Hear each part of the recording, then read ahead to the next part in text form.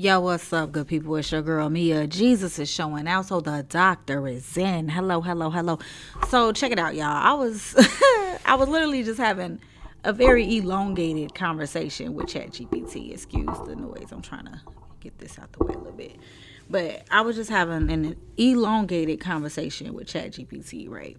And the Lord just dropped on me like, you need to drop this in a video. Because how many wives have been praying for their husbands and not realizing that you're a part of the solution to that prayer?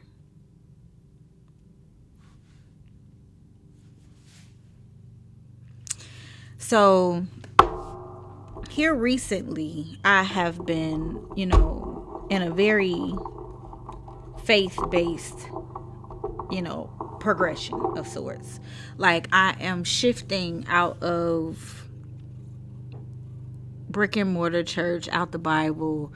And when I say out the Bible, it's a lot of, I don't know if y'all know this, but baby, they done started messing with the Bibles. Like it's colons, commas, all kind of stuff that messes up the flow of the language. Who is Jeremy? Why is he just not showing up till Matthew? Like all the things, right? So I'm kind of like, Lord, I really need you to guide me because, baby, as an English, and even I feel like even as an English teacher, he put me in that field for a time such as this so I could notice when people was messing with stuff, okay? However, I digress. Back to the faith. So by walking in faith, faith is the substance of things hoped for, the evidence of things not seen, right? So let's talk about the substance of things hoped for first, because that's your prayer. Those are things that you hope for, whether it be instructional guidance, whether it be support, provision, whatever it is. That is the substance of things hoped for, right? The substance of it is your prayer. And what you're hoping for is the manifestation of what you asked for in that prayer, correct? All right, so evidence of things not seen. It's the evidence of things not seen. That's a whole process, okay? Because as you're praying, right, you're going to start witnessing the evidence of the unseen goal of your prayer, right? Because in that process time, the prayer is manifesting in small bite-sized pieces, right? So I'll give you an example. So right now, my family is in a very faith and humbly, yeah, a faith and humility season, right? Because humility is uncomfortable at times because you're humbling yourself before the Lord. You're putting your whole life in subjection to his will, and that's not normal in 2026. Most people are control freaks. They want to control everything. But when you humble yourself to the Lord, you are giving him total control of your life, baby. So that means you are now in daily bread season, okay? You are now in daily bread. That means you are trusting him to provide you what you need every day, day by day, one day at a time. Okay? Now, and this is to build your trust, right? Evidence of things not seen. What God is not seeing from you is trust. So he's trying to get that evidence from you and get you to see what happens when you do trust him. So, all that said, as you're getting these bite-sized pieces and they're growing, and you're seeing the shifts in your home environment, in different situations, all the things, constantly reflect back to your prayer, the substance part. Because I prayed, for a shift. For a long time in my household, it was out of order. I'm not gonna lie. You know what I'm saying? I had way too much control.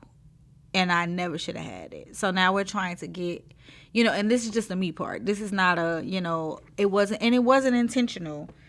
Circumstances, the way they played out, it kind of just shifted that way. I became a teacher. I started making a lot of money. I was able to take on more bills, which put me in the lane to take on more responsibility, which had me to thinking that I could make decisions without consulting him. Y'all see where this is going? So now I'm in, it's like me and him are in a two-edged, like he's learning to lean on God instead of me, and I'm learning to trust God instead of myself. I'm learning to trust God in everyone, including myself. Like, trust God in everyone, including myself. And in all situations, like, we're both learning trust, but it looks different because of his position in the body of Christ and mine. And I'm not saying like he's ahead of, we're not doing that. I'm saying him as a man and a child of God, and me as a woman and a child of God. The only thing we have in common is the child of God part.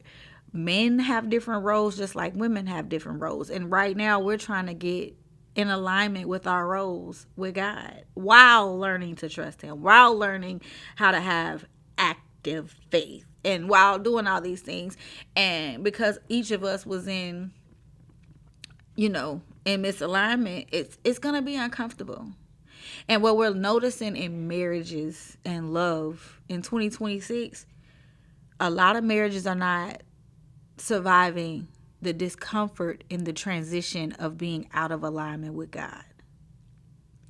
And I'm noticing it like on a large scale. Like a lot, I'm seeing a lot of people getting the divorce. And I don't know the true, I don't know the background information. I just know I'm seeing a lot of it.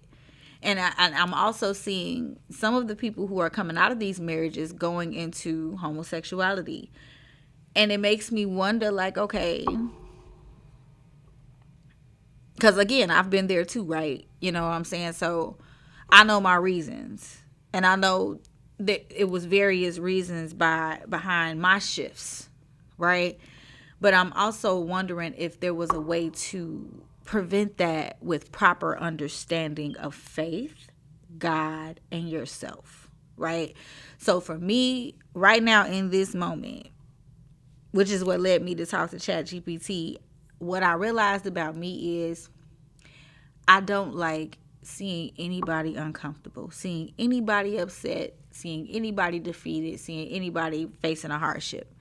But what I also know about me is that when I'm upset or when I'm uncomfortable or when I am facing a hardship, I lean on God, right? I lean on God because I don't feel understood. I don't feel like anybody can help me with my problem. So I go to him. So if that's what you do for yourself, but when somebody else is going through, you jump in and fix it, how are you showing them how to lean on God? You're unconsciously becoming their God. Now, if God puts you with them so you can be the example of what it looks like to come to him in those times of distress, but you're doing the exact opposite of that by trying to do what God helped you do for them, you missing the point of him creating you as an example of his glory being manifested, right? You are doing instead of teaching or being the example of.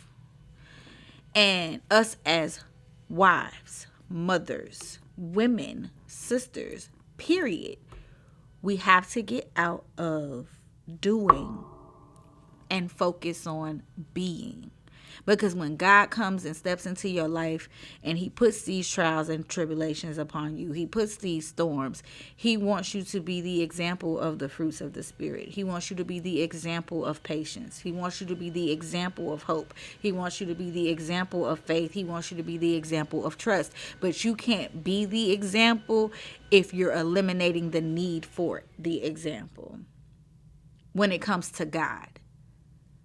You know what I'm saying? Like, our behavior doesn't shift people to God, or our lessons don't shift people to God. It brings the attention to us when we come in and do, instead of showing them how to be in order to get to him. Let him provide the increase.